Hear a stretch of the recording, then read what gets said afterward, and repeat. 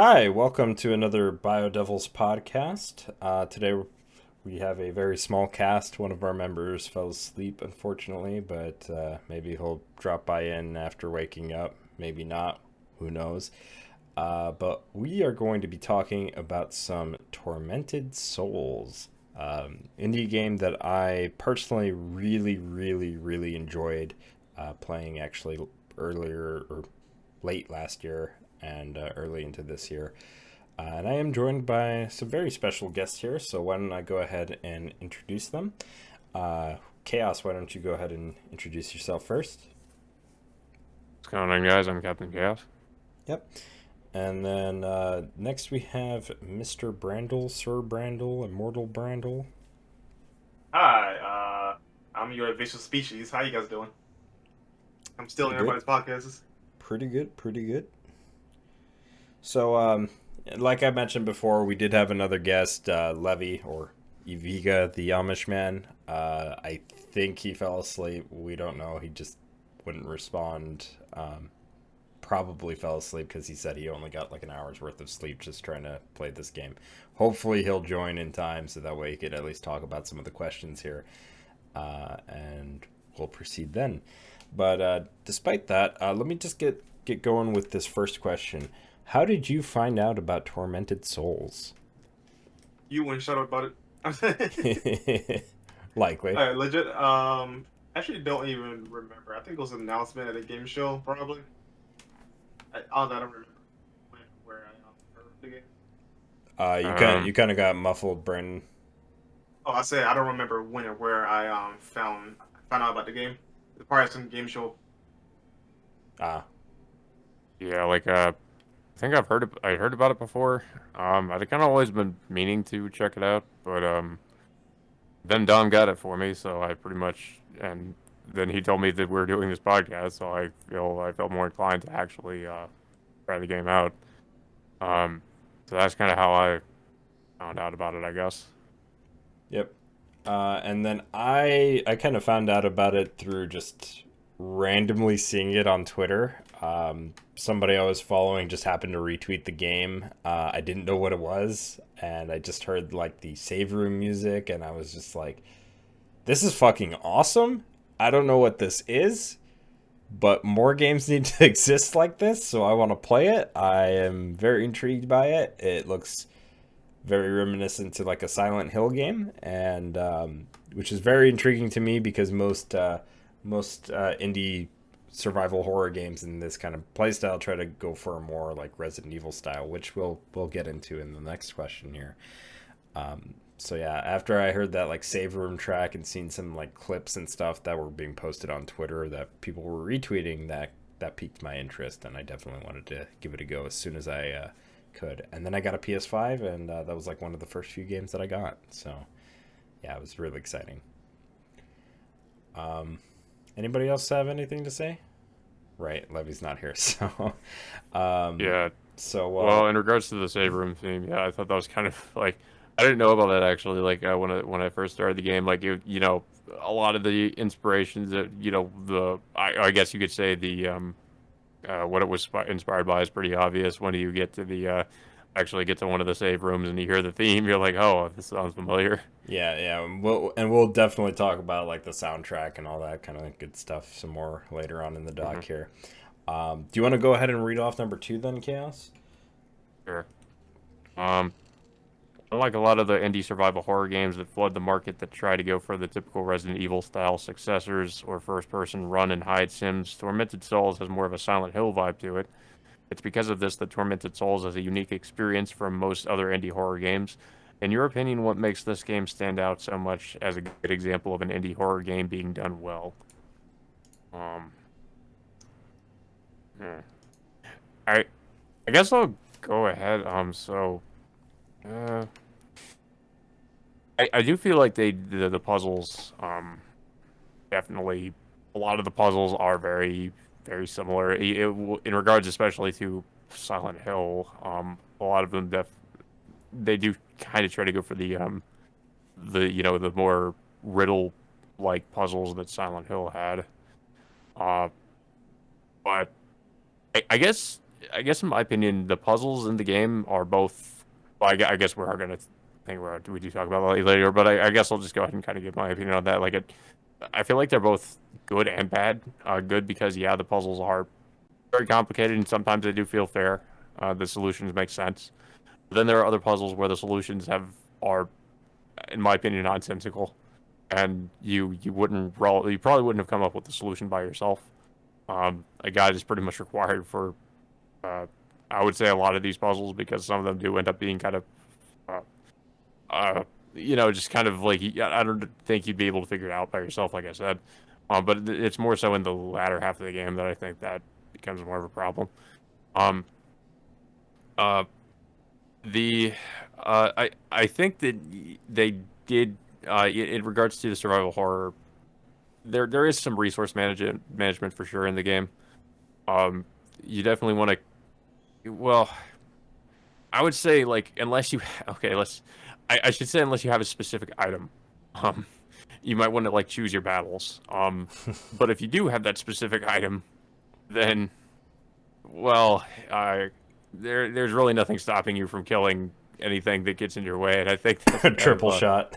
yeah, in a way, I Yeah. would say that's somewhat to the game's detriment, in my opinion, because I feel like without it, you definitely feel more vulnerable. You feel like it would probably feel a little bit more like the original Resident Evil, where you definitely had to pick your battles because you needed to conserve ammo. There were some zombies that you probably would be better off just like kind of trying to run around as opposed to killing. Yeah. Um, so I feel like the game could have done that a little bit better. Because I feel like as it is, definitely if you get that specific item, you will breeze through the game with mostly no problem when it comes to enemy encounters. Uh, Maybe in the latter half of the game there might be some enemies that you might have to kind of run by, but for the most part you'll be fine. Um, I feel like there should have been a little bit more, maybe like better balancing with that. Um, yeah, I think it did a mostly decent job at trying to emulate, old school survival horror games. Yeah, I'm actually in another camp when it comes to the triple shot. If the game gives me the option, I'm gonna take it. No, Well, I say yeah, this because yeah. plus considering that you go out of your way to do this ridiculous puzzle to get it right, I think I earned the right to use it. Hmm. But yeah, Yeah. like I do agree that game could have used a different balancing though. But the way the game is structured, gameplay wise, though, I don't think they could have overtuned it because if they did, then the game would probably be a little too hard because your character is Hmm. well literally a tank, right? And you got to do the usual aim and shoot or whatever, yada yada. If they do a little too much on one end, then the enemies will be stronger than your character, and that would probably be a problem. Like if you eliminate the triple shot, the standard nail gun gets the job done just right, the same way triple shot was. Just takes a little Yeah, it more takes presence. longer. It's so this is something that both me and Brendan kind of found out when he was playing through the game on one of his earlier runs. I wanted to know if because you could get the alternate costume without ever beating the game. So I wanted to know if you could get the triple shot without ever beating the game. And I told him what the puzzle solution was, and it turns out that yeah, you can actually unlock the puzzle and find the triple shot, and yeah, you can run around with the triple shot without ever having to beat the game. And knowing that, you could literally just kind of make this the easy run of your playthrough. Mhm, mhm. Did you have anything else? Because I'm sorry, I didn't mean to interrupt you. No, not really. No. Alrighty, I guess I could go now with this question. So I personally like really enjoyed that it tried to go for a more Silent Hill vibe, and less of a Resident Evil vibe. Not that not that I dislike an indie game that can actually successfully replicate a Resident Evil style of game, like classic Resident Evil style of game, but I do feel like the indie scene does tend to kind of sleep on particular like gameplay styles or certain types of games that do actually really need a successor because they go for the thing that like everybody else does instead of going for the thing that nobody's trying to do. So in this case, Silent Hill, where like, yeah, people kind of make references and say that they like try to make successors out of Silent Hill in particular, but not as, I would say, not as well as Tormented Souls, because Tormented Souls really had more of that emphasis of like, yeah, there's like, there's some like old like god. There's like there were these natives that were like practicing this like weird religion to revive the dead, like crazy stuff like that you would kind of expect to see out of a Silent Hill game, made its way into this game, and I do really enjoy that. And I do kind of like the idea of like you're not just playing as like you're just playing like as a typical everyday character or everyday person, as opposed to like in Resident Evil, where you primarily do play as like somebody who's either a trained soldier or a trained police officer, or in some cases, yeah, they would be a civilian, but like not in the same vein as a character or protagonist in the Silent Hill series. So I did really like that, and I did really like that kind of vibe of like the world's turning from like being normal to like rusted, and you going in between like these alternate dimensions and like alternate realities, so to speak, right? To solve puzzles, and whatever you do in the alternate reality or dimension if has an impact or an effect on the real world. So I thought that kind of stuff was interesting, and I really felt like that was like as strange as some of that stuff was. I felt like that was a nice fresh take, as opposed to like, hey, we're going up against zombies instead of something different, right? Yeah, no, the one thing that I guess you could say is unconventional about at least the main character Mm-hmm. is the way she dresses. I do like her design quite a bit. Something about it just so uncanny, but I just love it. Wearing just a regular ass dress, but wearing a leather jacket on top of it, though, it just something about it just pops. I love it. Oh yeah, we're definitely going to talk about the characters a little bit more, but like absolutely, I agree. Like just the way that the character moves, and like just the animations for the game are like really top notch. And when you really when this game is actually made by just a couple of college students, like it was only like a handful of college students that worked on this game, and they're in like they're in a foreign country where they made this game. It's just really amazing how well put together this game was. Like I would not have expected a small team like this to really put together a game that isn't necessarily a perfect game, but definitely represents something that I personally would want out of a modern survival horror game. So I think I got my piece out of the way. Did you have anything else to say, or did you want to go ahead and move on to question number 3? Yeah, let's go ahead and move on. Alrighty. Cass is out right now, so he probably won't even finish the last question. Yeah. So. But what is your opinion of the overall gameplay of Tormented Souls? The gameplay look is actually pretty good, pretty standard given the style it's going for. So don't I make 2 complaints? Yeah. At least how it's structured. What I do have a problem is the lack of, like you say, variety of certain enemies though, but that's a given considering like this is made by a small team, so I'm not gonna give like too much shit for it. Just like an observation on what they could improve upon for the next game. Mm-hmm. If they make one, of course. It's more enemy variety and weapons options. You only get 2, technically 3 if you count triple shot weapons. You get so you actually get let's see, you get the nail gun, the triple shot, the shotgun, or the makeshift shotgun, we should say, the cattle prod, and the crowbar. So it's total 5 weapons. But if you played this pre-patch, it was only 4. So I do absolutely agree, especially like with melee weapons. If they were really trying to go for that more Silent Hill vibe, definitely got to get some more melee weapons in there. Yeah, like give me like a knife or whatever, because I think that'll probably be more effective when it comes to dealing with certain enemy types, Yeah. I feel like they should shrug up a blunt object versus me just stabbing them to death. Yeah, and I could see them doing something like a bit of a trade off where maybe the object that deals blunt damage, right? It's slower, but maybe it deals a little bit more damage. But you could use the, like, say, knife, for example. It's swifter, it's faster. You get your attacks out uh, without having to have a bit of a delay. But maybe the damage output is a little bit smaller. And then maybe some other types of weapons that could, really vary up, like, what you're able to do in terms of your melee capabilities, right? Um, Actually, really going off of that point too, like I would have really liked to have seen other types of guns. Because yeah, we get the shotgun and we get the nail gun and the cattle prod. Um, and even though we got the triple nailer post launch, I would have really liked to have seen like maybe like a new type of like double barreled shotgun or just another shotgun where, yeah, it maybe uses up. Maybe you load up more ammo, but you don't have to reload it every 2 seconds because the shotgun only takes one shot.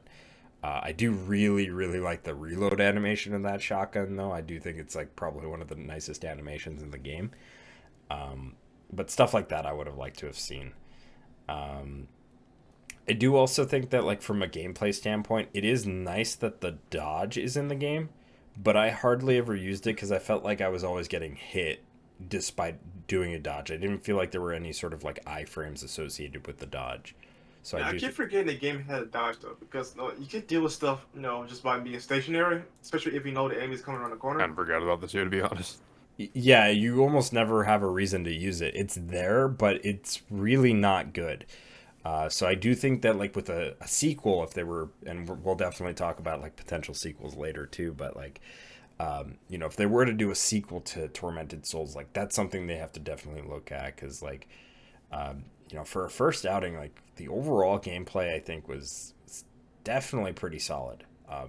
It is rough around the edges, but for a first go, same way that I kind of feel about like Daymare 1998, like for a first time game for a new indie dev team, like it's pretty good. I enjoyed it. It just that yeah, it does need a bit of work for a sequel.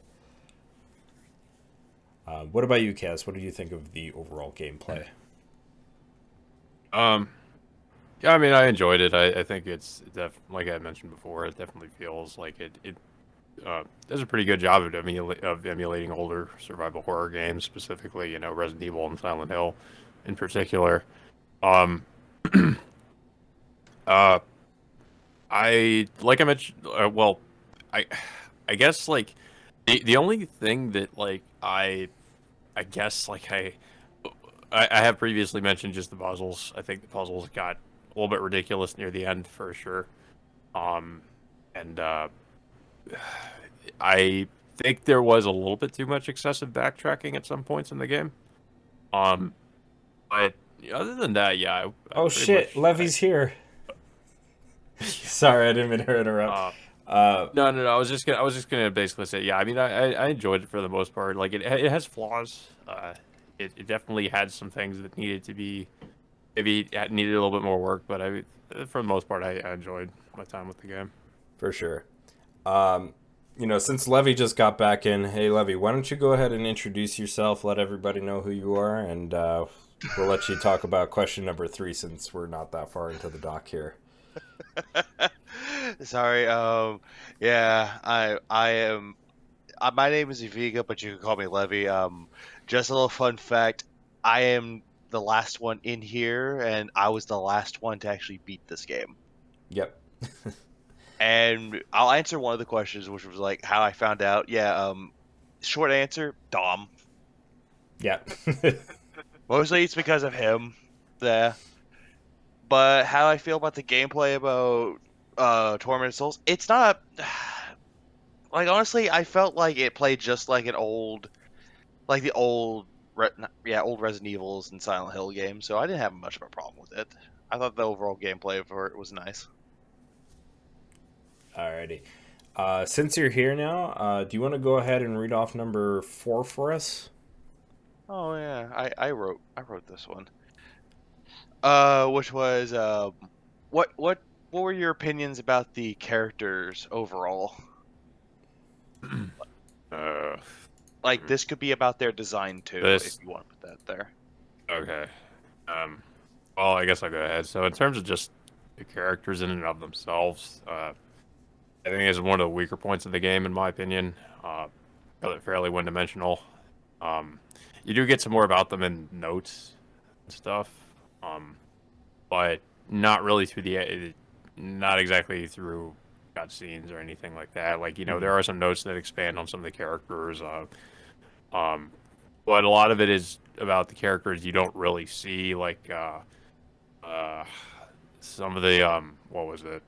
What was his name? Wildberger? Dr. Wildberger, yeah. Dr. Wildberger, yeah, like some stuff William. about him, some of his family, some notes from like was it Caroline's sister? Some things, some diary entries from Caroline herself. Yep. There's not really, there's just not too much there. Kind of wish there was more, so we could get a little bit more attached to the characters. But as they are, it's like Caroline, not much to her. The priest, not a lot to him, other than he is, of course, a priest who may or may not be crazy. We can Yeah, talk like- spoilers. It's okay. You can talk spoilers. Okay, yeah, evil priest man wants to bring back ancient god. Kind of seen this plot before, but yeah, I mean, there's unfortunately, like, yeah, I feel like this is a point where the game, in my opinion, falls very short. In terms of the character design, I think it's actually, I feel like it feels, or I guess fares a little bit better than the actual like writing of the characters. I like the design for Caroline. I like how she looks. As the same for some of the other characters, I don't really have a problem with their designs. I think they're kind of interesting. But yeah, in terms of just the writing, yeah, it's. But I mean, this can also be attributed to the story itself as well, which I'm sure we'll talk about. It could be a little bit better. But yeah, that's kind of my opinion on that. Yeah, we'll definitely be getting into the story in a little bit as well. That's a couple questions down here, but yeah, I like the characters, specifically Caroline, and I like Anna. But I do think that the issue that, like, kind of like you were bringing up, is that they are very one-dimensional, so there isn't really that much built upon them. And granted, I do want to be a little bit fair, because it is, this is the first outing for an indie dev, for this indie dev in particular, right? So in the future, that could obviously change, and they could definitely try to work on the writing for the characters and really build upon those characters. So that'll be definitely something that they could focus on as far as improvements, right? But yeah, they are kind of, like Chaos said, like, some of it is very, like, obvious, like, yeah, you've seen this before. If you played Silent Hill 1, or if you've played Silent Hill in general, Silent Hill 3 in particular, actually. Yeah. Both Silent Hill 1 and 3, since those are the two connected Silent Hills, right? Yeah, you Well, kinda also know where- because Silent Hill 3 has the plot about the resurrected god and all Yeah. that, and all Heather's kind of connected to that. Yeah, so there's similarities. You could definitely tell that they took heavy inspiration from Silent Hill, which, again, that was something that I do like about Tormented Souls, in the sense that unlike a lot of other, like, indie titles out there where they try to go like, hey, yeah, we want to make a survival horror game, but we want to make it exactly like Resident Evil. So in that regard, I do think that, like, despite it not being a very original story, it was very nice to see, like, that kind of change, I guess, in regards to just seeing that an indie dev wanted to tackle a Silent Hill type of game, even though it wasn't exactly Silent Hill or necessarily original in that regard either. Character designs, and this is something that I do kind of want to talk a little bit about here, is that Caroline is the best looking character model. Every other character model is just kind of hit or miss. The priest in particular looks like a big chunk of plastic. I don't know why. Like, do you guys notice that? Like how G.I. Joe. like he looked very plasticky looking. I don't know if that was intentional or if that's just something that they overlooked because he wasn't really in the game that much. And then Yeah. the younger sister Anna, I think it was, right. She looks. I want to say real quick, like with the priest, there was also nothing that really, in my opinion, that like made him stand out too much. Like, I mean, he looked like any other priest. Yeah, he kind of wish there was something more defining about his character Like- design, I guess.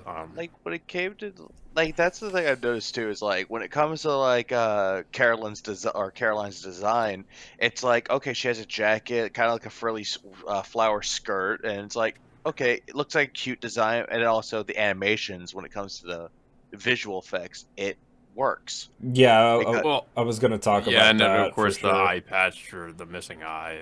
Yeah. Yeah. You know. Like it all worked and everything about it just worked. But then you get to the priest, it's like, oh hey, it's just an old man with a fucking jacket. Oh, but I'm the priest. Don't you know I'm a priest? Oh, God be with you. My Bible's gone. And it's like, oh, let me Yeah. listen to this. And you find him again. He's like, oh, I'm just eating soup. This Yeah. soup is really good. It's like, oh, what the fuck? Clearly not evil, right, guys? Like, Yeah. Yeah, so- you can see a lot of that coming so- from a mile away. so yeah, I just have to ask if you guys kind of how you guys felt about that, but like, yeah, so Annoyed. I do agree that maybe they could have been a little bit more unique, other than giving him a big ass cross. Like he really had to rep for Jesus, his Lord and Savior, who really wasn't his Lord and Savior, but like, I thought it was kind of weird. I felt like the character designs themselves were kind of inconsistent a bit. I wasn't sure if they were trying to go for a realistic or plasticky look or time splitters look in terms of like looking at the younger sister. She kind of felt like she would fit in like a time splitters game. If you've ever seen how like those games look. So in that regard, like even though that I felt like the younger sister and Caroline, because those are the two other characters in the game, right? They looked the best. It did kind of feel a little bit inconsistent, so maybe that is something that they could also work on in a future entry. But I do think that again, Caroline did look the best in terms of overall design. I really like both her default design and also her alternate design. I think that they both look really well. The default design just has really nice looking animations, especially like with just kind of like the cloth sway and stuff like that, cloth physics. Yeah. But then the costume, the alternate costume, really kind of reminded me of like Lucia's Diesel costume in like DMC2, just the kind of rugged look of it. So I really dug it.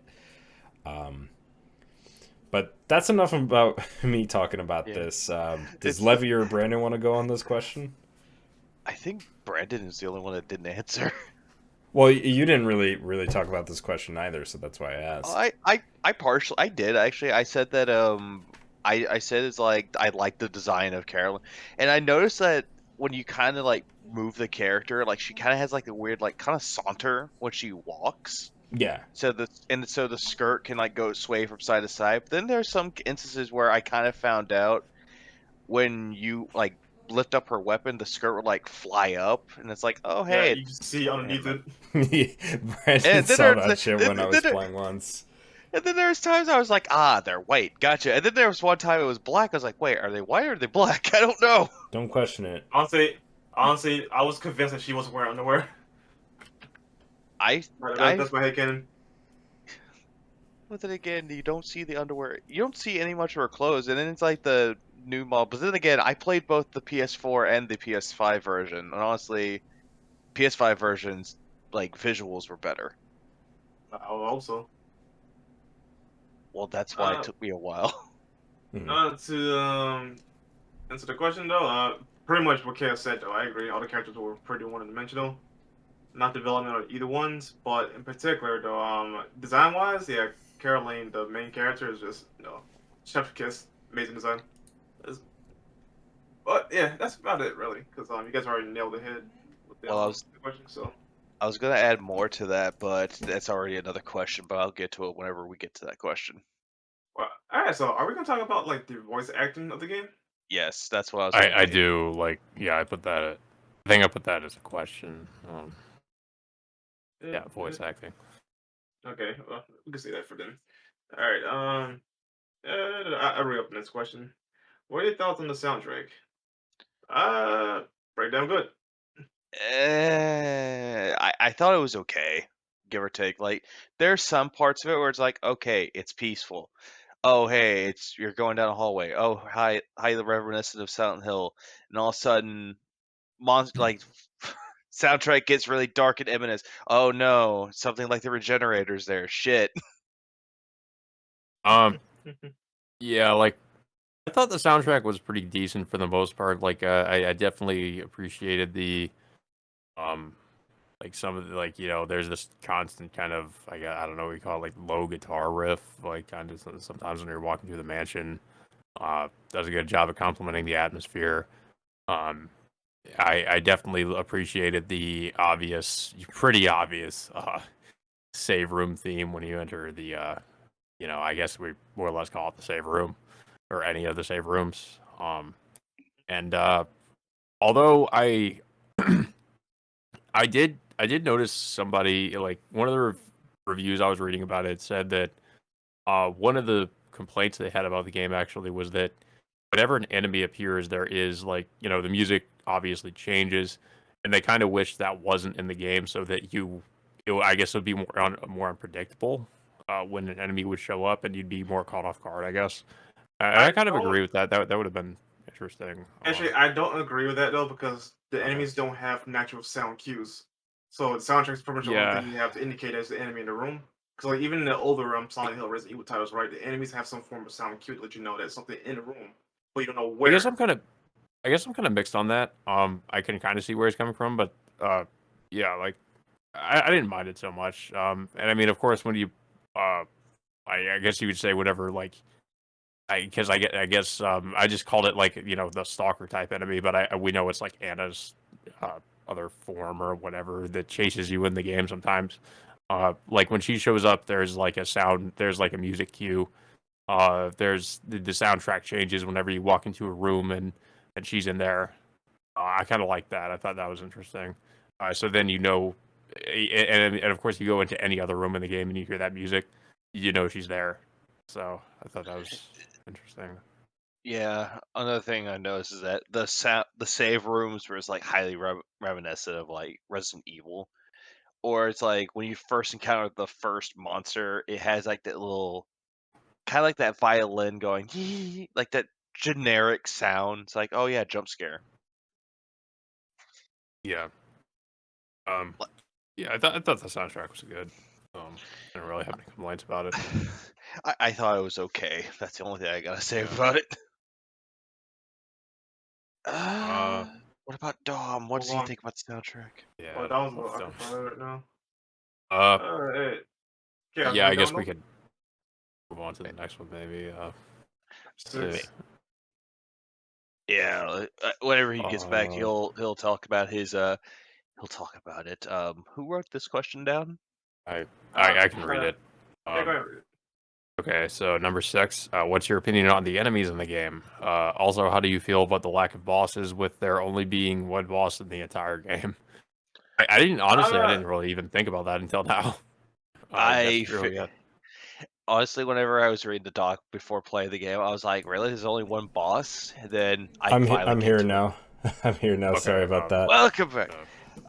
Yeah, I was just gonna say, I'll keep it brief on the soundtrack. Yeah, I like the soundtrack. I thought it was really good. I thought it was very reminiscent to like classic survival horror games, so it was nice to see that was something that, was also represented in the soundtrack in that regard. But I'll go ahead and I can read off number 6 if you didn't already. Oh, well, we actually... Oh, you guys did. I'm sorry. Chaos did. Alrighty. So I guess I could talk about it since I interrupted. What is your opinion on those enemies? Well, yeah, I thought they were okay, but I do think that the problem with them is that some of them are very janky, and very, very, very annoying to kind of deal with too, because some of their like attack animations don't really line up with their hitboxes. Specifically, like those ones that crawl alongside the floor with their ass. Yeah, the crawler. They spit like blood at you or whatever, and the hitboxes for those don't make sense at all. And this is kind of what I was talking about earlier with the dodge, is that I would use the dodge and then it wouldn't really make sense as to why I got hit, even though I used the dodge. And yeah, that's why they need iframes. Wait. There was a dodge. Yes. There's a dodge button in Yeah, the game. you can dodge backwards. Yeah. It's not good, though. So it's very underutilized. You're likely never to use used it. Yeah. Play through the game. I had no idea there was a dodge button. Well, now you know. Well, too late. I already beat the game 3 times. And I never used the dodge button once. Well, now you know. I've beaten it like 7, and I used it very, very, very, very rarely. So yeah. But yeah, I heavily agree. The enemy, like, the sliders weren't that bad. They weren't that bad of an enemy. Same thing with the wheelchair. But there are times where I'm just like, there was like once I was like, this enemy can't get me. It's in a wheelchair, and I climb stairs, and it climbs up the stairs. I was like, how is this possible? Don't question I it. didn't even know it could do that. Yeah, good. But don't question it. So, Oh no, one shotgun blast took care of that. Yeah. I did think it was kind of weird that the enemies don't disappear after you kill them. So I do hope that, like, maybe a future patch or even a future game could fix that, because like the dead bodies will stay there. And it's kind of weird too, because if you go into like other rooms, you could actually hear them like moving and stuff. So it kind of gives you the impression that they're going to come back to life, but they never really do. So it's just odd that that they stay there. I also am not the biggest fan of the lack of bosses in the game personally, because you only ever face the one.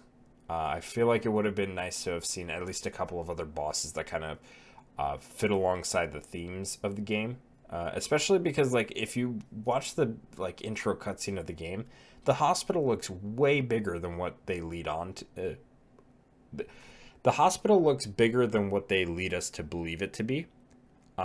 So when you really see it, it's just kind of like, it feels like there should be more rooms that you have access to, or just other areas that you should have access to that you never actually do.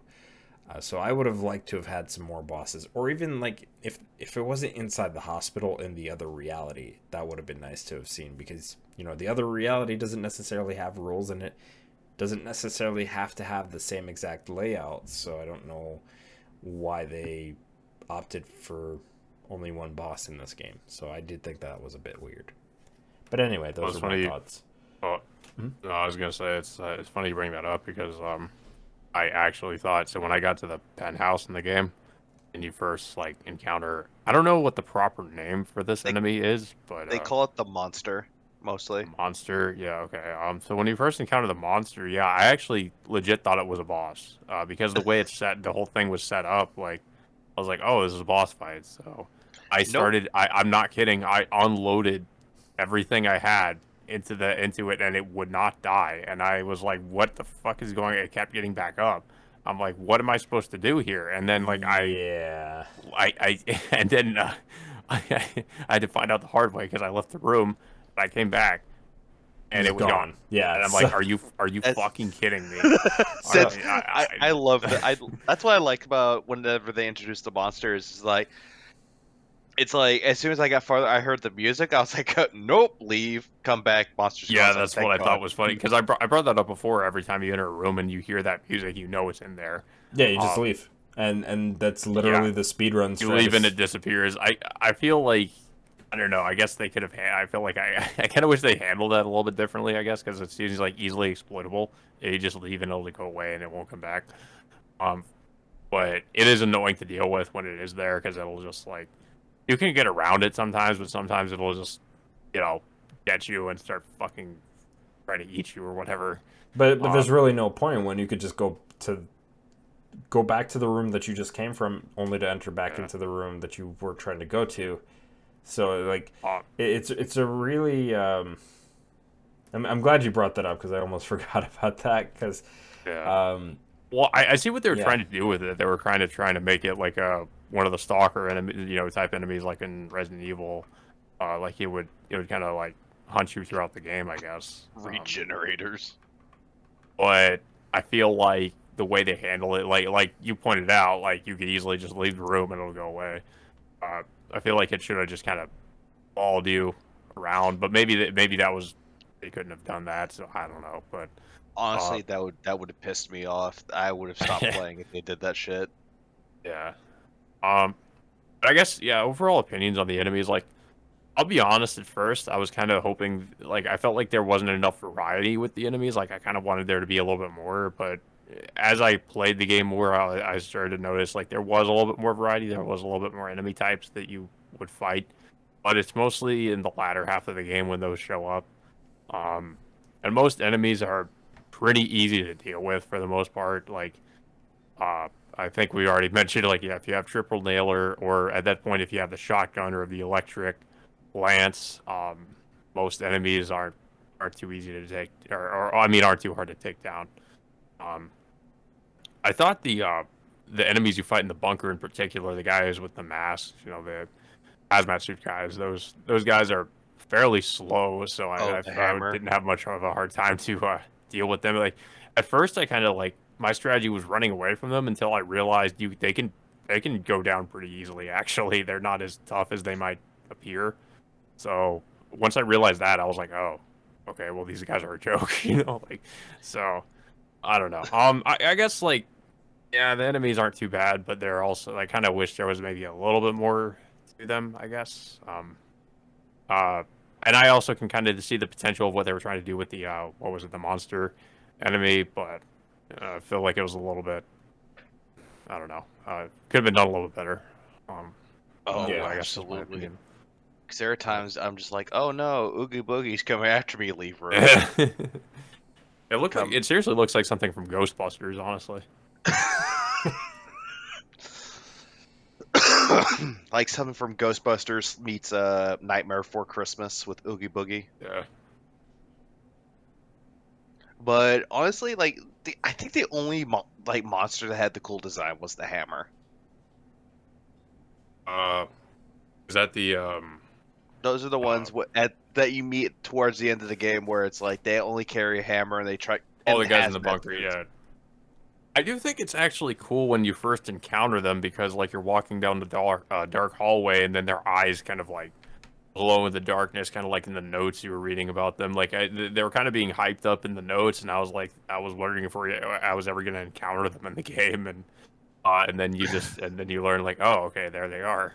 I know. I kind of like how they did that scene where, like, yeah, their eyes glow, and then they start, like, kind of slowly marching towards you. I was like, that was legitimately kind of creepy. I kind of like that, but I still think it's funny though because I did play through whenever I meet the hammer. It's like, oh no, pull up my shotgun, bam, one shot and they're dead. I'm like, well, this isn't a problem at all.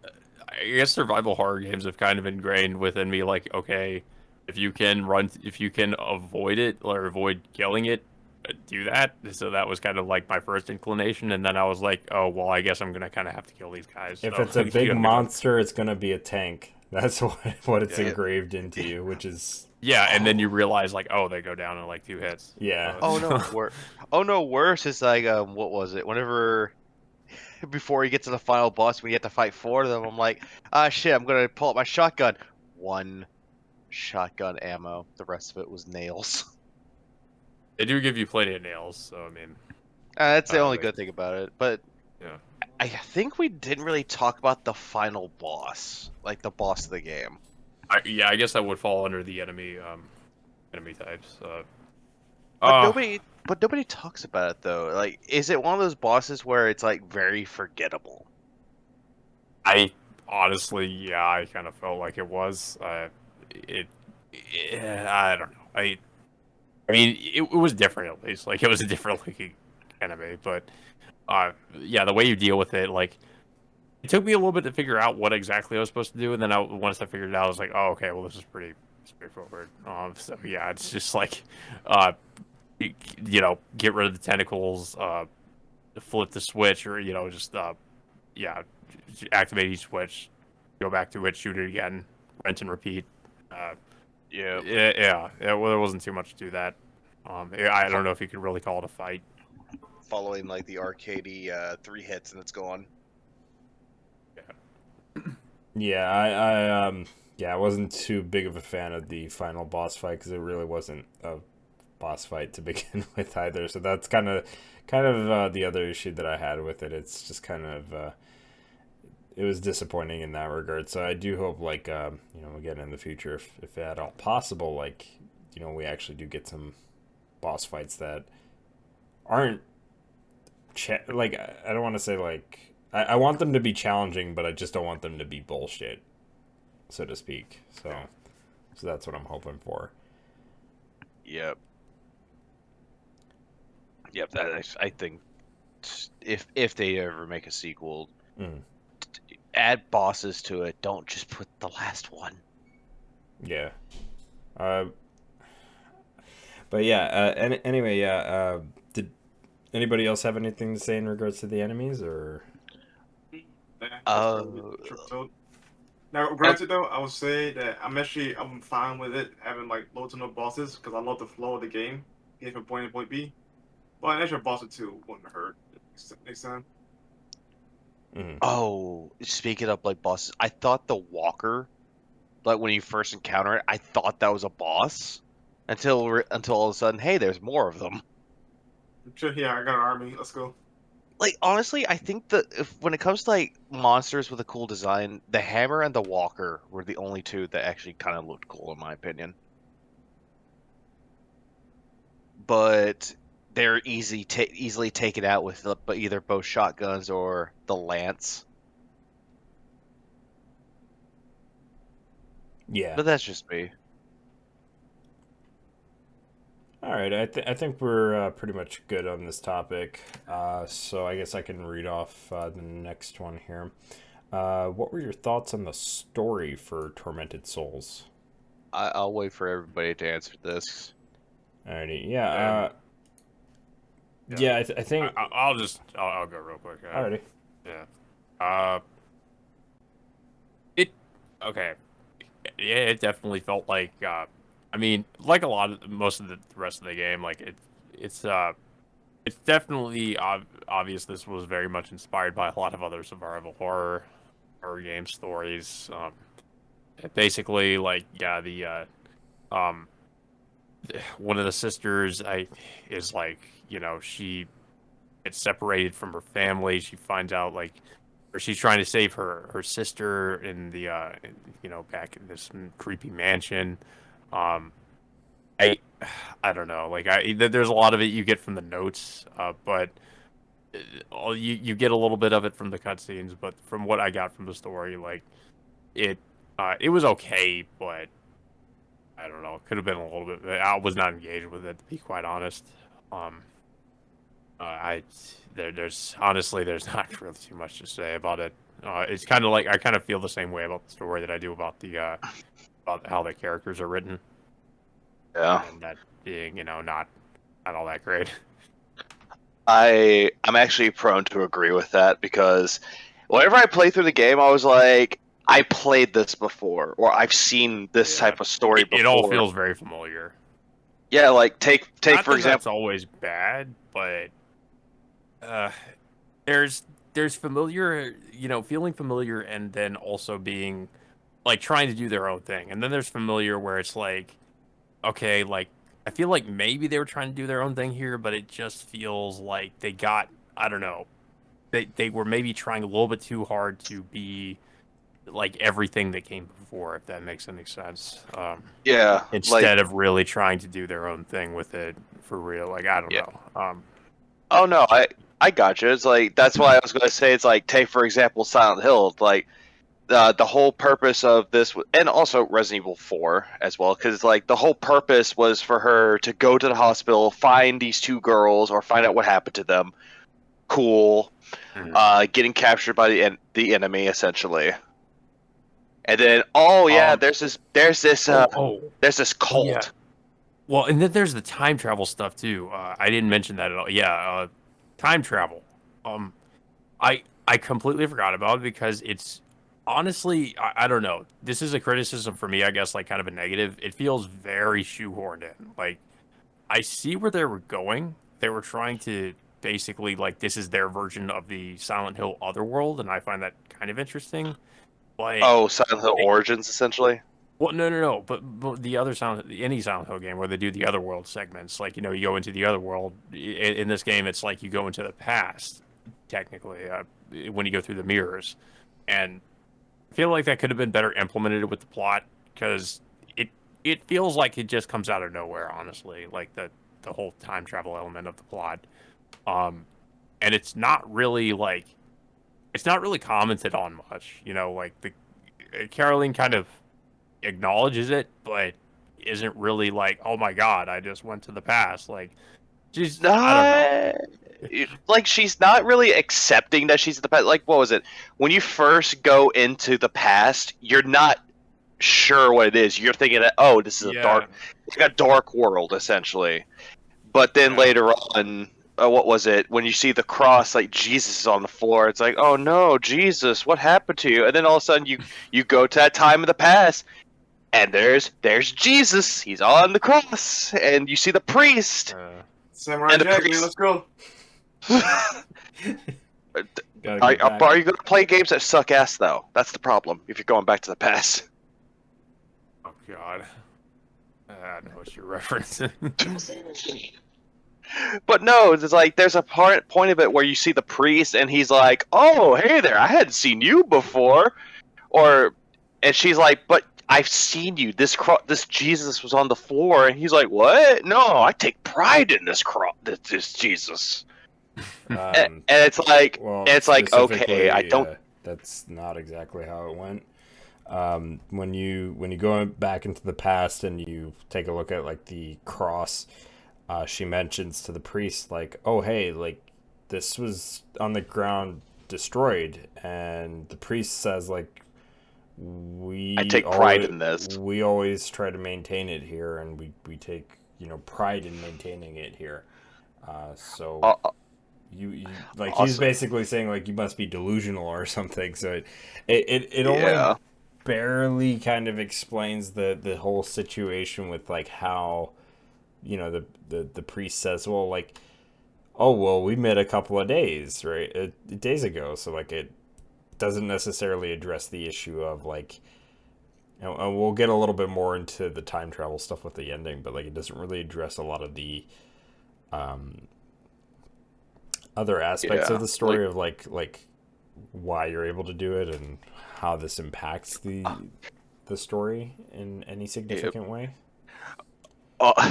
Also, disclaimer, I only had 1 hour sleep, so anything that I say, I'm remembering the story, but it's heavily exaggerated. Disclaimer here. Yeah. I will say, like, in terms of the gameplay, I find the time travel element actually, like, interesting. But in terms of the story, I think it's kind of a mess, and they don't really try to explain it much. I guess that's kind of my opinion on that. Mm-hmm. Because I do like the idea of, like, okay, you need to get into this, you need to get somewhere, right? You have this item. And then this item like needs, like, for example, the battery. The battery needs to be charged. Or you could put a fully charged battery here. Okay, well, how do you charge the battery? Well, you go back in time, and you charge the battery, and then you go back to the future, and you get the fully charged battery. Like stuff like that. I was like, okay, that's kind of it. I actually like that. But when it comes to the story, I'm like, I have no idea what they're trying to do here with this time travel stuff. It's the same thing with the mold. You're like, oh, hey, you have this mold, and then you have another item that you use for the mold. What do you do with it? Oh, you just put it in the freezer. Oh, yeah. And then... That was one... Okay, yeah. We should bring that up. Yeah, that's one of the most, honestly, like, ridiculous things that I don't know if anybody... I'm wondering if anybody could have found that out on their own. Like, okay, I have this mold. I need to use the blood bag. I actually kind of figured I would use the blood bag at one point, maybe in the freezer, but I never assumed I would use it with the mold and freeze it. I was like, wait, what? Yeah, like, I was supposed to figure that out? Like, because I looked at the walkthrough, I'm like, how am I supposed to naturally come to that conclusion? Like, I don't know. Like, there's some stuff like that in the game where I'm like, I don't know what they were expecting players to figure that out themselves. Like I've had that problem. I've had that with that too, where it was like when I discovered that you put the blood in the mold, I'm like, how would this work? Well, And then you have blood and you freeze them all. But how would that work though? You're like walking around and it's like I thought it would be like melted. Like I honestly thought that would have been timed. Like there's like a time limit to use it. Yeah, I don't know. But it's video game logic. We don't question it. Neither It should really you. is. Yeah. So anyway, I'll keep my thoughts brief on the story, like because I think you guys really covered it here, but like yeah, the story is kind of convoluted, and I think the developers were more so going for a game that is more focused on the gameplay side of things as opposed to the story, which isn't necessarily always a bad thing. It's just that if you were coming into this game expecting a really great story, that is something you're not going to be getting here. It is very like for a first time, it's a very average story, and it's very like predictable in that regard. But it is it's all right for a first time indie dev. Yeah, like I honestly thought the story was going to be like something like Resident Evil because the description of it's like a return to classic survival horror. Yeah. So I didn't really. I knew the story was going to be convoluted in one way or another, but not that convoluted.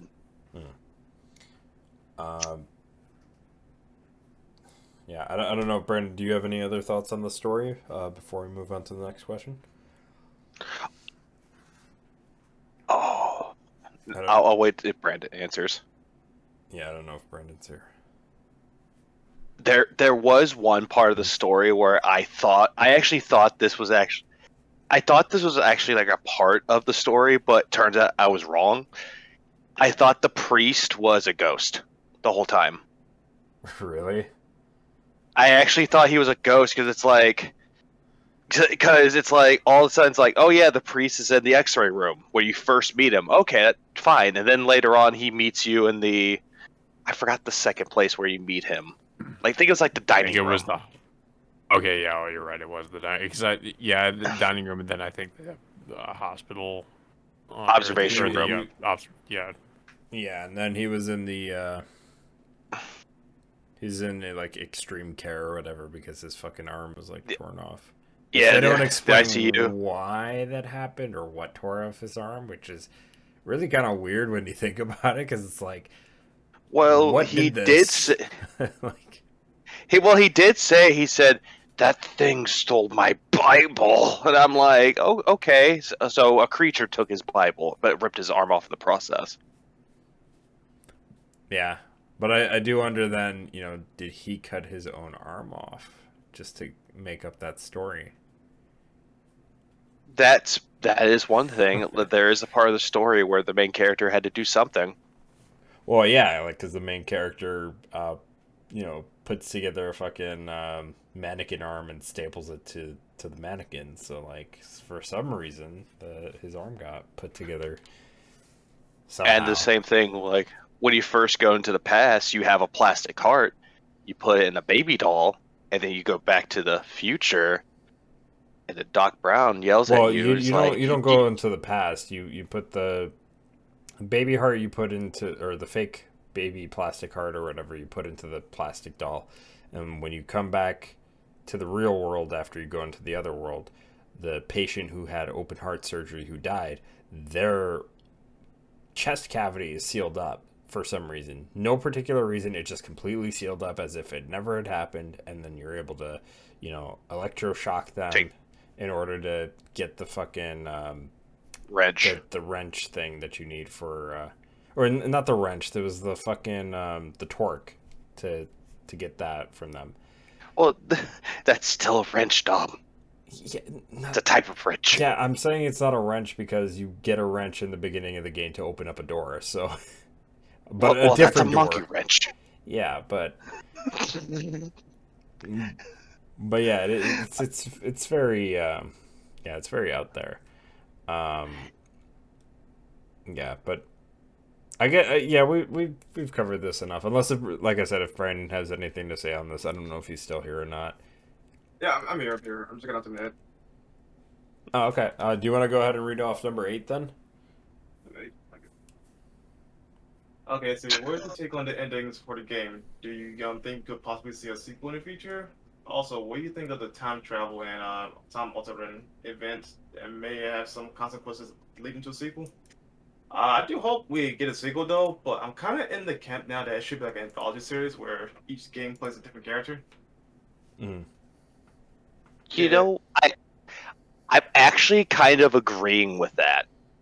Like, honestly, whenever I first played it and I actually got all 3 endings, I honestly did not see a sequel, like, with that same character. If they ever decide to make a sequel, they should, like, do it, like, in the style of Silent Hill, where it's a completely different character going through completely different ordeals, and it would work.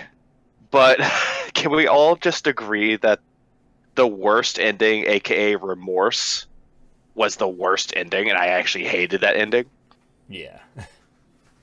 Well, I hate that ending too, just because it sucks. I mean, I didn't. I think it's just like the other endings. I guess having other endings are interesting, but what was the Remorse ending? I think you get That's a bad ending. Forgetting. Yeah, You die. Is it the one where you get killed by the monster? Yeah, Yes. That's the bad ending.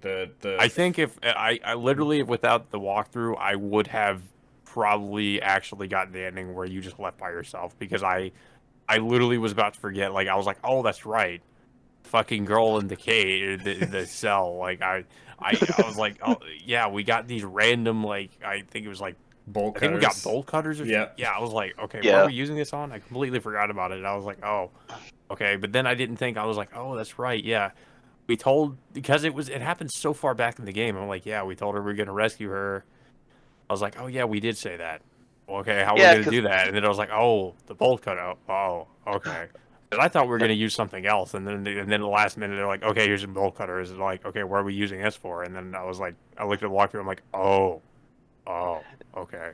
That's what we're using it for. Yeah, like... Yeah. I guess some people would have figured that out, but I honestly was about to forget it. I was just like, okay, I'm just going to get the fuck out. And then I was like, oh, that's right. Well, Need this to go called back to the past again. Well, that ending is called Forgetfulness, which is a good ending, in my opinion. The way that they did it was a good ending. So as far as like the endings go, like I really am. I really like Forgetfulness because I feel like, hey, you know, like Caroline kind of accepts, like, yeah, I can't change the past. It already happened, so I can't change it. But you know, at least I'm here to like remember that now, because I lost my memory in regards to that type of deal. So I was. And I guess the other ending is like you forget to eject the blood, or the antidote. The antidote. Yeah. But I'm not talking about that one because I fucking hate that one. So we're not going to talk about the bad ending. At least I won't. But the true ending, the one where you go back and you take the sister out of the prison cell and you get out, like, I didn't necessarily mind that ending either, just because like the ending song for both of those were really good. And I do think that, like, with that ending, you could potentially lead into a sequel. I'm thinking kind of, I understand like kind of the opinion of like, hey, like, why not have an anthology series, right? Like, and yeah, that could work too, because you don't necessarily have to have a sequel for this game, especially if we're not considering that final ending, the one where you do save the sister, as the canon ending. So I definitely get that, but I also think that with a sequel, right, you could, in theory, kind of like what Levy was saying, like make it like Silent Hill, where, you know, the next game is a different character, but if we were still kind of pulling from Silent Hill, right, by Silent Hill 3, we revisit those characters, or at least we follow the younger sister, and the younger sister has to deal with like some horror themed event, right? that they have to go Like- through. Well, oh yeah, it pretty much. She's like, I don't belong here. Everything is different. It's like that is her horror all of her own. She's like, she got brought into the future, but she's very unaware of everything. Right. She's skipped 10 years into the future, and like she feels like she doesn't belong in that place, right?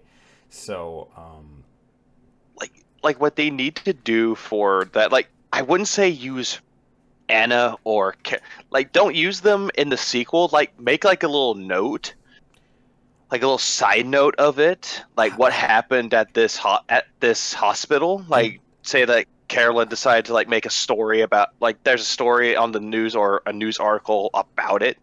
I disagree. Cause like, Oh, do tell. okay, so the problem with that idea is that like saying like, okay, like why Caroline making a news story or anything about that she would sound like she was insane, right? And they would lock her up. So like, well, that's why that wouldn't work. But then here's the other thing. We'll have too. something about the hospital.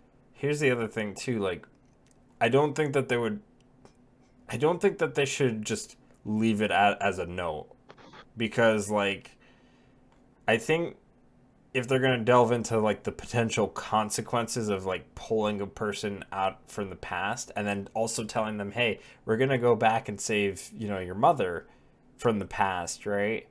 Like, and not follow up with that at all. Like, I think there's like an underlying issue of like, if we're to assume that ending is canon, right? And that's the one that does end up getting like a direct sequel or something like that. I don't think that you can make that work in regards to having it just left to be a no, because that's way too much plot detail at that point to just kind of leave it as a note. So, like on the other end though too, like I said before, like I do kind of get what you were saying with like, hey, if a sequel, like both you and Brandon were saying, like instead of just following up with this character and their story, right? Just have a different character, different events, different locations, right? And just go from there. And just kind of turn it into an anthology series. But, in the future, possibly continue that storyline, because it is kind of open-ended for a sequel. At least that's how I felt about it. Actually, when you mentioned the mother, I completely forgot about the mother. Yeah, because she does tell her younger sister, yeah, we'll go back and save your mother.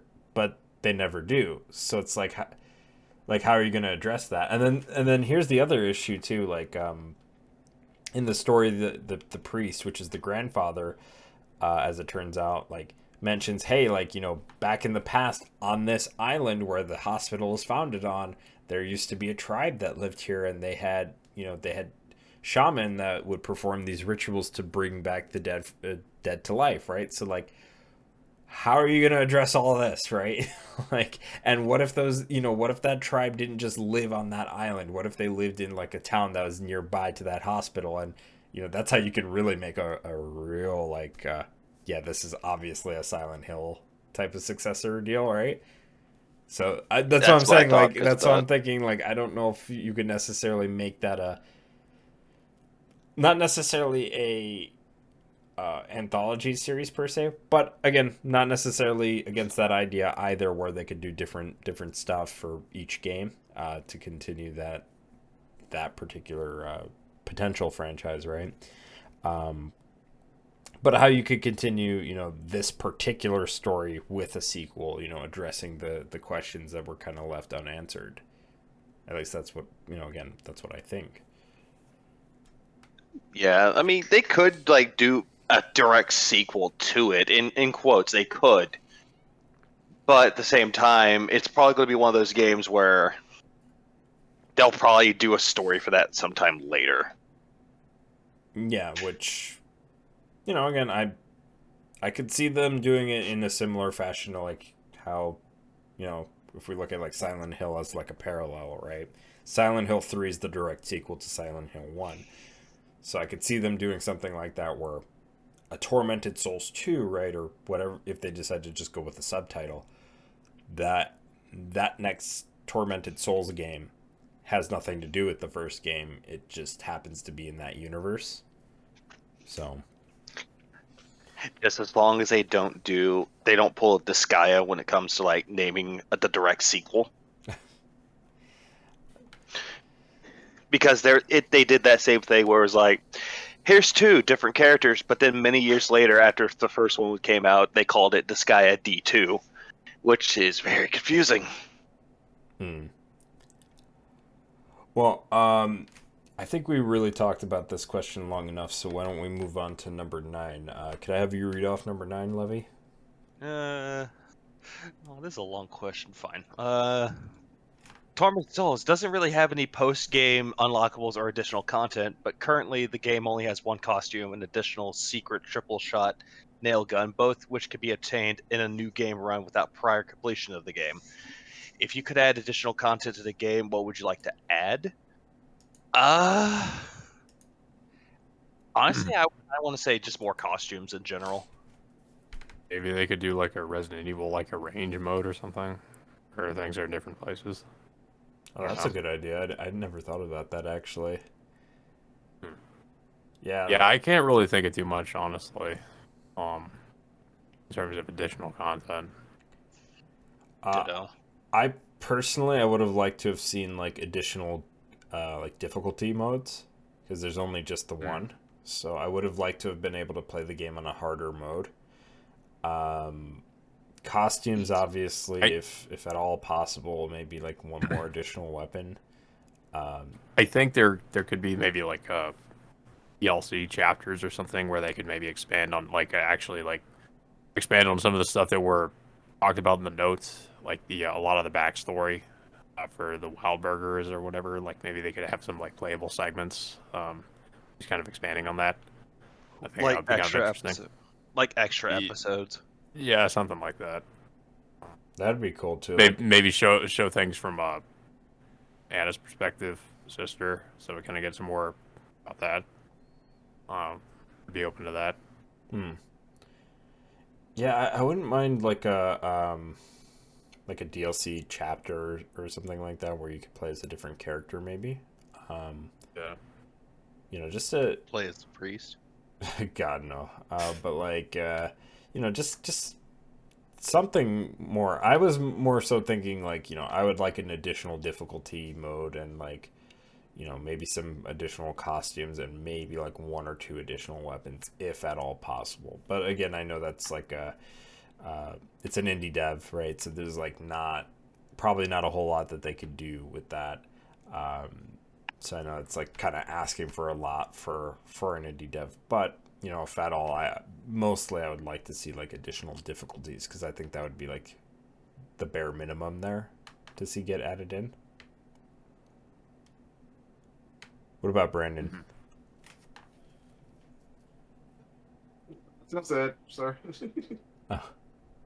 Because you nailed it again. Did I take your shit? I'm sorry. That's fine. That's fine. Alrighty. Do you want to go ahead and read off number 10 then for me?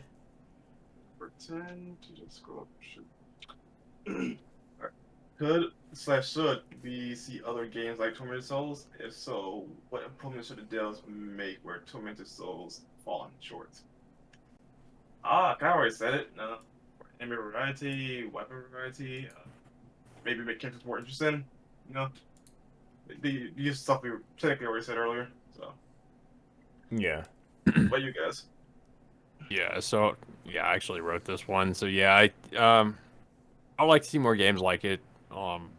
I feel like not exactly like Tormented Souls, but games that definitely like I know we have seen a lot of these games that have come from indie devs specifically that have tried to return to the survival horror roots, but Return to monkey, as one might say.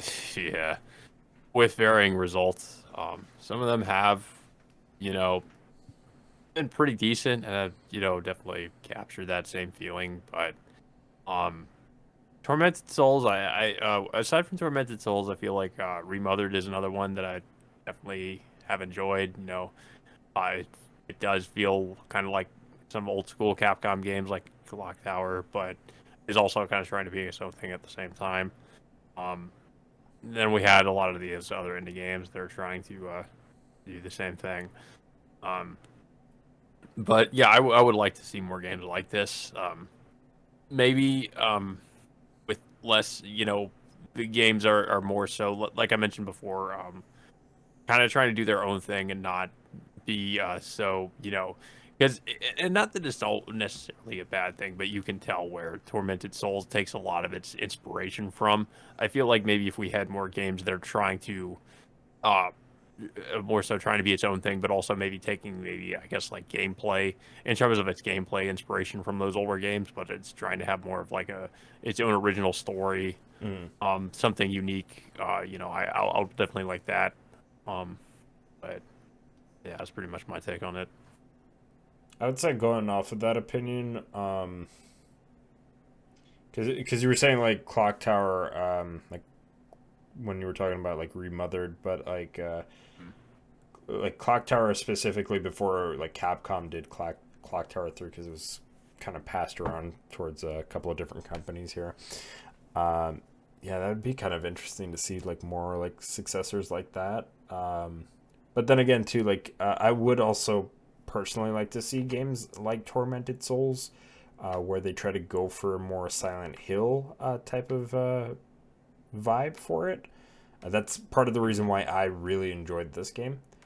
But I also do agree in the sense of like, something that they could improve upon is not trying to essentially emulate that game or that series rather, and try to be doing something different or more original and really going a different direction, even though it is taking heavy inspiration from that. Because taking inspiration isn't necessarily a bad thing, but when you're trying to write a story and everything, that you probably might want to do something different that differentiates your game from the game that you're trying to be inspired by. Right. Also, real quick, I just thought of something. Like, I don't know if, because I know we already talked about gameplay. I forgot to mention this. I think everybody else forgot about this too. But the darkness mechanic, like the game actually has like I noticed this too. Like, if you enter in a dark area, like in the beginning of the game, and you don't have your lighter, like I guess you start to you can actually Die. You can die from it. I was like, that's kind of interesting. I kind of feel like that's another mechanic that I kind of wish they would have maybe done a little bit more with. Because once you get your flashlight attachment, like that pretty much is no longer an issue. So I kind of wish they would have maybe done a little bit more with that. That seemed like it'd be interesting. Maybe, I don't know, maybe you could go insane or something like that. That would be kind of cool. But so you think something like Eternal Darkness then, maybe? Yeah, that's what I was thinking. Like Eternal Eternal Darkness in a way. Yeah. Oh, that'd be actually kind of cool. Like, it felt like they were like playing with that idea in the beginning of the game, but then it just seems like they kind of forgot about it after you flashlight. It's just kind of, it's not a thing anymore. Yeah, that would have been pretty cool if they had some type of sanity meter like that game. Maybe not exactly like that, but just kind of playing around with that idea of like the darkness. Like, yeah, I could definitely see that being like a interesting idea. Yeah. Anybody else have any takes on this before we move on to number 11? Honestly, I have nothing for that, so. Alrighty. Do you want to go ahead and read off number 11 for us, Levy? I thought. Wait. Number 11? Yeah, number 11. Oh, it's like, how long did it take you to get through this game? Did you feel it was too short, too long, or the right amount of length for what it was? It took me about 4 hours. Yeah, I think it, how long did, hold on. I think for me it took maybe a little bit longer than that. It took me about 4 hours. I think it took me, well, according to my Steam play-time, I played for 9 hours, but yeah, I think more realistically, it probably was more like 5-6 hours, something like that. My first run was about 7 hours, so that doesn't sound too far off. Yeah, maybe 7. Yeah. I think said it took me 4 hours, but yet whenever I was trying to get the other endings, apparently it gave me the trophy for beating the game under 3 hours. Yeah, I think for what it is, it's more or less the right length. Like I had mentioned before, I think there maybe is a little bit too much backtracking that if it were cut down on, then it would definitely be a little bit shorter. But yeah, I don't know if necessarily the backtracking was the issue. It's just more so of like knowing what you need to do, because like something like okay, so like Resident Evil, they kind of have like you have a clear idea of where you have to go because like the doors will be marked with like certain keys and you can check them and that's how you know, okay, I can't go through those, so I need to look for doors with those specific key emblems, and then that'll kind of progress, and then you'll go and you'll keep going until you find the next key and so on and so forth, right? Silent Hill will lock out most of the doors and it's pretty linear, but once you get through like the main section, you go to the next place and that's where you kind of are focused on. So maybe, you know, that's something that they could definitely change, because I don't necessarily think the backtracking itself was an issue. It's just the having the idea of where do I have to go next, because I will admit, like in my first run, like I had no idea what the fuck I had to do either, because there were like you guys mentioned, like, I should bring that up. right? That it was like kind of an issue I had sometimes where I really like was kind of lost. I was like, what am I supposed to do now? Yeah. Yeah. It's not always obvious what you're supposed to do after you get complete a certain portion of the game. Mm-hmm. How about Brandon? All right, let's stay away for a second. What question are we on? Number 11. Number 11? Yep. Definitely the game too short. Honestly, on your first playthrough, not necessarily. On your second one, naturally, yes. But I was kind of fine with it left. I just wish there was more stuff to do inside the game itself, you know. That's about it. I'm agreeing with that, because it's like, honestly, if you know what you're doing, the game is a bit short, but the way that the game looks visually, I think that it's kind of worth it, though. Mm-hmm. But at the same time, but it's also good for speedrunners too. So it's like you're trying to beat the game all the way through in under 3 hours or so. It's fine for what it is, though. But like Brandon said, that they should have added a lot more stuff to it to make it more replayable. Gotcha. Alrighty, I think we're pretty much set on this question, so I could move on to number 12 here. Any opinions on the voice acting for this game? So here's another thing where, like, you know, again, I don't want to be too harsh because it is like their first outing with this game, but at the same time, with the voice acting, I will have to admit it was not that good. I'm sorry, Dom, but I gotta tell you, very. I wonder where the Canadian voice too. actress was from. I have to wonder. Do you know where she's from? I don't know. I don't. I think they were trying to replicate, because the game does take place in Canada. That was a joke, by the way. No, I really don't know, but like, yeah, like, cause the dev team, you I couldn't think, tell. yeah, like the voice actors were, they were assuming, okay, so the voice actors, they were trying to, you know, replicate, you know, Canadians, right? So like they kind of spoke like Canadians. Yeah. That wasn't really the issue. The kind of the issue was just that it's clear that the actors didn't necessarily have great direction for that, or, you know, maybe it was just the fact of like, you know, that was their first time ever voice acting. So you know what I thought, actually, at one point I was like, what if they're trying to replicate the Resident Evil 1 voice acting?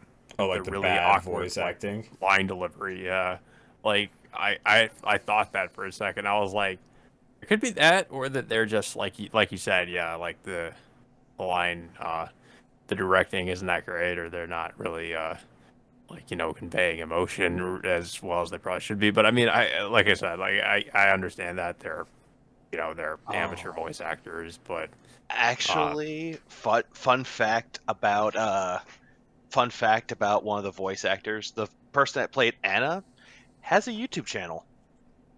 Oh, really? Okay, yeah. So it's Here, I will link it. I'll also link it to. I'll give you the link to it. She's a cover artist and voice actress. So okay, yeah.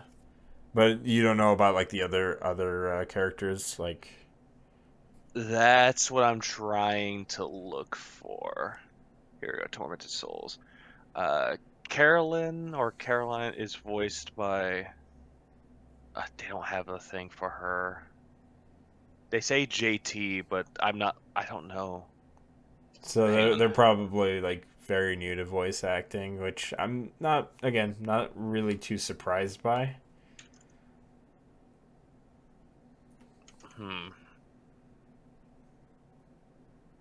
I'm trying to figure out. Is it worth playing? I don't know. Maybe.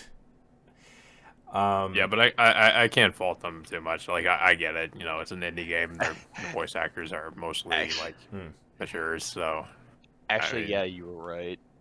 The game does take place in Canada, and the voice actors are based from there. So it's a Oh, they Canadian are. voice actress. Okay, that's interesting. oh 'Cause I yeah, I mean think I could tell that immediately because of the way she pronounced things. Well, there's some cases where you can't tell if they're not from Canada or they are from, Oh, because I can tell. I'm sorry, and it's like honestly, the voice acting from it kind of felt like a cheesy B movie horror film. Yeah, like that's why, like I mentioned, I thought that it felt like that might have been like what that was intentional. Like that might have been like what they were trying to like. You know, like I said, they were trying to like be like Resident Evil 1, like from the original Yeah, game. I was just about to make that comparison too, but you already Yeah. did that. Yeah, so But if that's what they were going for, like that, it's actually a little bit clever, honestly. But if it wasn't intentional, then yeah, like maybe it's like I said, it's just that they're not professionals. But uh, I guess it could be either or. We don't really know. yeah. I know Brandon was not too thrilled about the voice acting, but I'll let him speak on that one himself if he's it's here. yeah, like when he's not there, it's like whenever Carolyn like started speaking. It's like the way that she said it, like she was kind of like reading off of the script, and she was just like, "I have." So there's something in there, and it's like, okay, we get it. And then she's like, then Yeah, the tone changes. Like, I have to find out what happened. yeah, the voice acting was overall fairly awkward. Like it's just like the way like could have been better, definitely for sure. Um, Yeah. But the for gameplay what makes up for it it. wasn't. Yeah, it's fine. Alrighty. I don't think Brandon's here right now, so we can go ahead and move on to number 13. Chaos, you want to read off number 13 for me? Yeah. Did you personally find the game scary? Uh, Go ahead and answer that question. No. I, One. I could appreciate like the atmosphere and all that. And I found certain parts of it, I guess, creepy, not necessarily scary. Um, but yeah, no. I mean, but then again, it takes a lot to actually scare me. So I agree. Like, not really a criticism of the game itself. but I agree. It's like the game didn't scare me in particular. Like, I got like a creepy overtone from the game, which kudos for it doing a good job. But then again, I play this and I barely had any sleep when I played it. But when you the one part where I had like a gun equipped and I wasted a shotgun ammo was when the body comes out of the locker. Oh, GG's. I was like trying to like stay awake and it happens like, oh shit, press the button, boom. Oh god damn it, one shotgun ammo gone. I'm not gonna lie, I actually did kind of jump on that part, but I didn't necessarily find the game scary. I was more intrigued by the environment and stuff like that. I was like, this is really fucking cool. Like, I'm kind of not necessarily the same as Chaos. Like I do get scared easily, but for games, I don't get scared easily because I just feel like, because I'm the character, I have full control of the situation here. So I'm gonna get myself out. I'm not like You know, with like horror movies, I do tend to get scared with, but like if it's a video game, I find myself not getting scared that easily unless if it's like a jump scare I wasn't expecting. Because like I said, Actually, I feel kind of like, the opposite for me. really. Because like in a game, well, yeah, because in a game, it's more like I feel like I'm more involved in what's happening because you have control over it, and Well, that's what it I was feels like you're saying. more immersed in that sense. When you're watching a movie, I feel a little bit more disconnected from it. So I feel like it's not as scary to me, like Well, watching a movie as opposed to playing a game. yeah, well, Um, that's what I was saying was like when I play a game, like because I'm like invested into it, like I'm not scared of it per se because like I'm the one that's like taking control and like I'm the one that's gonna get myself out of the situation and I'm gonna fuck up every monster that gets in my way, right? Like even if I am limited with ammo, I'm gonna try my, you know, hmm. damned hardest. Yeah, I kind Right? of like. I feel like if it's if it's like, well, I mean that not to say anything of the quality or anything of it, Mm, but I feel like if a horror game is doing things right, like I feel vulnerable, like I feel like uh I'm like like I need to be on my toes the whole time, and like that kind of puts me on edge, and I'm more prone to being like freaked out in that sense, because I'm not expecting what's going to happen next, or like I'm constantly on guard or whatever. yeah. Um, like I feel like if a game is doing that, then yeah, it's actually kind of scaring me to an extent. Um, but not too many games have really made me feel that way. So, Mm. um, How about Yeah. Brandon? Truth be told, the game didn't make me feel scared. Well, I did like the atmosphere. Like I said, though, it had its moments where it spooked me up, but it didn't make me feel, oh god, it was around the corner type deal. Yeah. Just more, I enjoy the atmosphere a lot. Mm. Yeah, I was kind of the same way where like for the most part I really just enjoyed the atmosphere because I felt like it was like super cool. I just really just liked how they really nailed the feel of a survival horror game, even if it does have flaws. Like it definitely shows that they knew what they were attempting to do here. So definitely I got to give kudos to that team for you know for a first time effort. Like definitely really good job in that regard. Um, Before we move on, I do really want Brendan to answer this question because you weren't here earlier. I was asking you to kind of share your thoughts briefly on the voice acting because I know you had some thoughts on that. Oh, yeah. I give them credit though. At least they did try. Mm. I won't shit them too much. But the direction, is it the direction or the performer here, especially for the main character? It's just like there's too much emphasis on her just trying to get reaction out. It's like she's reading on script like, "Hi guys, here I am I'm inside a s- place, well, hospital," like that. I'm sorry. Just, I kind of yeah, remember. like she's sounding like Mhm. that. I'm like, God damn it. Someone should tone it down a bit. The Every way time he. I Mhm. oh I'm go sorry. on. I was just gonna say the way he described that kind of reminds me of how I've heard the Daymare 1998 voice acting kind of described, where like um, there's a character that goes like, he's going to the hospital, and then he's gonna be there. Like, Oh my yeah, god. like I kind of I no lie, I do kind of like enjoy that. Like even though it is kind of bad, like I can but find okay, some enjoyment out with of it. Daymare, with Daymare, is that because it's like Italian devs trying to uh Trying to like speak English and write yeah, like trying to English, speak yeah. English. Well, and in Is he the case of Tormented Souls, I forget what country it came from. Portugal, you said it was. I don't No, remember not if it was Portugal. Portugal or Peru or something. It's I think it's Peru or You know what? I'm gonna look this up. yeah, because it's not like the dev team is definitely foreign as I well. think So it's Chile. Chile must have been. Yeah, I think that's what it was. So like like so they do have the same thing of like both games are being developed and probably written by by developers that are not natively English speakers, and that's, you know, no offense to them. It's just that when those lines are written and you hear these like actors act out these lines, it's like it sounds odd to us because it's clearly not native English, right? Yeah. Okay, so Dual Effect Games was a developer for it, but then there's also Abstract Digital, and it says right here, it says part of VG Chile, but it's a part game devs in Valpo, or what the fuck? Where is that from? A very foreign place that I've never heard of. It's Chile. Oh, Valpo is the name of the university.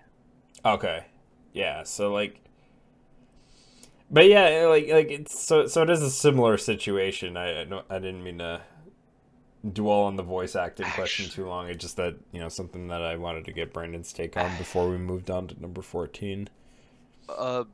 Valparaiso. Actually, it's in Indiana.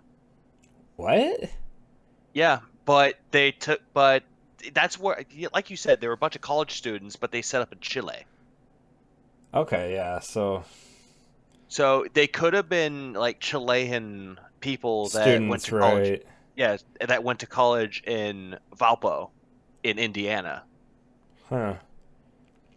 Huh. Interesting. I'm sorry that I broke your mind. Yeah.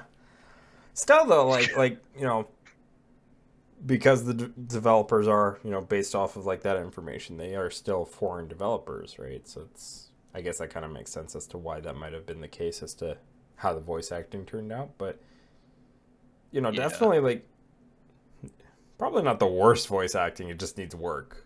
So, but even then, like, I think we could still get some enjoyment out of some bad voice acting too. So either way, it's a win-win for us.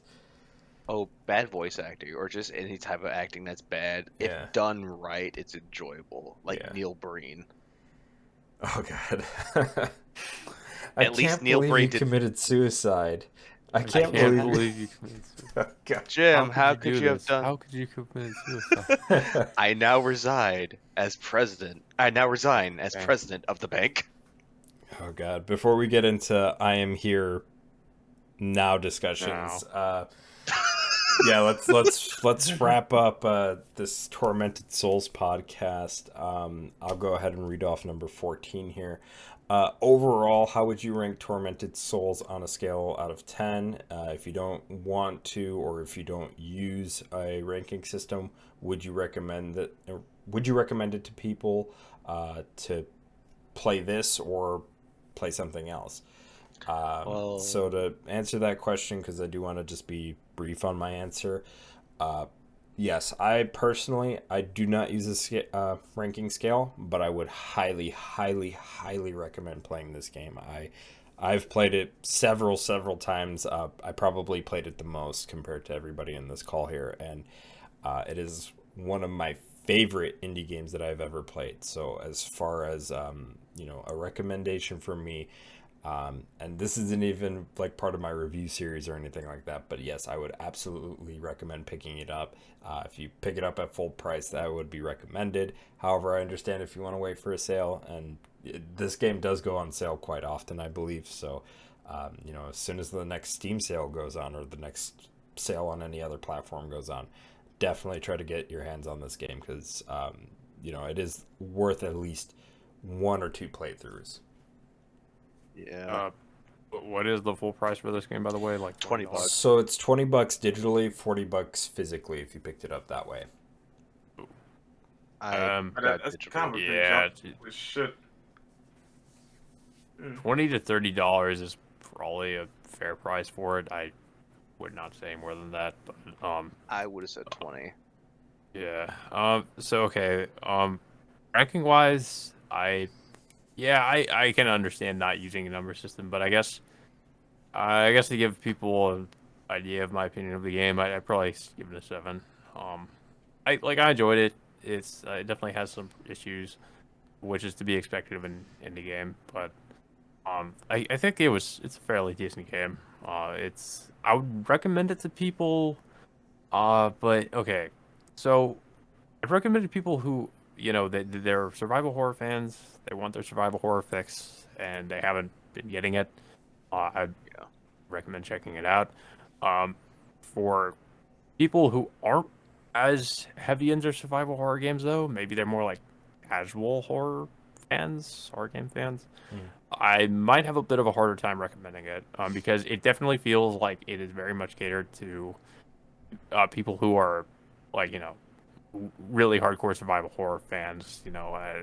Maybe not so much maybe not so much the casual audience. But I would say at least maybe try it out in that if you're not so much into that. But There's a demo I think on some Steam people, as well, so Yeah. That's a good way you to could try you that could try out. out the demo, see how it is for you. I feel like puzzles might be a bit of a deal breaker maybe for some people who aren't as into like survival horror stuff because like I mentioned before, and even people that are, like, some of the puzzles can be pretty difficult and pretty unreasonable. I think that's one of the major negatives in my opinion for the game. So I don't know. There are definitely some things about the game that may or may not be a bit of a deal breaker for people, but I would still recommend it. It's not a very long game. It won't take you too long to get through. At least if you're looking at a guide. If you're not looking at a guide, then results may vary, I guess. But otherwise, yeah. I mean, it's a decent game. I would say $20 and under is what I would pay for the game personally. $30 is a little bit stretching it, but anything over that, no. It's not to say it's bad, but it's like, yeah, it's just not worth it any more than that in my opinion. I'm actually in Yeah. the same boat with you, Chaos, on that one. Plus what? If you're a horror fan or just love the genre, this game is definitely recommended for you. But if you're not into the genre, then it's kind of a hard sell. You probably should try out a demo before you pick it up. Yeah, more or less. Yeah, that's what I would. Yeah. I'm gonna double down this fateful finding. I will get honestly. I know I've been waiting to say this because we were talking about Neil Breen. Sorry. I same thing. I would give it a 7 out of 10. Honestly, it does have its problems, but the gameplay and the animations kind of make up for it, and the immersion, the atmosphere makes up for it. But yeah, and also the demo is on Steam and PS5, so if people have a PS5, they can try the demo. And I'm kind of agreeing with Chaos on this. Is like $20 is worth it though for people that enjoy games like Silent Hill or any games like that. But for people that don't know, like they're not used to the survival horror genre, I would say try the demo out, and if you like it, get it on sale. That's the only thing I would say. But if you really enjoy survival horror, pick it up at full 20. Or if you want to be if you're a collector, get the physical edition for 40. Yeah, I was gonna say too, with the physical edition, I do see that like on Amazon for like the PS5 version, for example, it's $5 off currently, so you could actually pick it up for like 35. I don't know about like the other platforms, but like I said before, the game does go on sale quite frequently, so you might see it on like digital storefronts for like half the price, or $5 off. Which, in that regard, like, you're more than likely going to get it digitally, which is understandable. But like Levy said, if you are a collector and you want to get the physical game, that's kind of the price range you're looking at. Yeah, like I'm seeing Switch is 40, 35 for PS5. That's all I see it for. I don't see anything for Xbox. Yeah, and it's also on PS4 as well, so I don't For know why 40, yeah. Yeah, I don't know why they're really weird with the pricing. And I was about to say, I don't know much about the Switch version, but I know a lot of people played it on PC or PS5. PS4 version is not that bad, but the PS5 version, the PC versions are the best ones. Yeah. Yeah, but I think we're pretty much wrapped up here, unless if anybody had any final thoughts on Tormented Souls before we go ahead and do outros here. I'm sorry, I can't think of anything. Alrighty. This guy here. Alrighty. So, yeah. Brandon, why don't we go ahead and let everybody know where we could find you? Twitter, SirBrandel, Twitter, SirBrandel, everything else. Shut the fuck up, not your business. I'll tell you when I'm done. Yep. I tell you when I'm ready. All right. Yeah, and I think you have a link tree now too, right? Soon. Soon I'm gonna coming make it soon. yesterday. Alrighty, so hopefully that'll get done before I upload all the like podcasts we did, because there's a couple of things that I have to tag you for. How about Chaos? Where can we find you? You can find me on both YouTube and Twitter at KaptainKaos, and you can also find me on Instagram at Enigmatic Arts, where I post my art stuff. Yeah, that's pretty much it. Alrighty, Levy, where can we find you? You can just find me YouTube and Twitter as like just everywhere, like YouTube, Twitter, and Twitch at Iveega. And yes, if you watch any old videos of mine when I call myself the Amish Man, I'm sorry. Those were videos that were old. Yeah. That was before I transitioned. That was before I transitioned from. That's before I transitioned from an Amish man to a computer part that said poorly. I'm sorry. Yeah, it's an in joke that we got going now, where he decided to rebrand because he didn't know how to say EVGA. So Actually, I did. Like I said, I knew how to say it right. I just because I had only 2 hours of sleep, and I was like very like not confused, but I was like curious. I was like, do people call it Iveega? Iveega. Oh, and then one more thing, since it's not my channel, but check out because I already linked it, and I'm sure it will be linked here. Check out the voice actress that played Anna in Tormented Souls. She has a YouTube channel where she does covers. Yeah. Right now. Yep. Yep, I He linked it. left it in the chat here. I'll also leave it in the description. I just got to get reminded for that. And yeah. Anyways, you guys can find me as BioDevil_Dom on YouTube and Twitter. Technically, I have a Twitch account, but I just don't ever use it, and I'm probably going to be looking at streaming here on my YouTube channel in the future. But that'll be well into the future. We're still kind of focusing on just doing the podcast stuff right now. Yeah, and then you guys could just look forward to any types of podcasts or content that are coming onto my channel here. We just recently did Resident Evil 4 remake, and also the Callisto Protocol, just talking about some of those things. So look forward to all that stuff if you haven't seen that, and we will see you all in the next video. Bye. By Tormented Souls.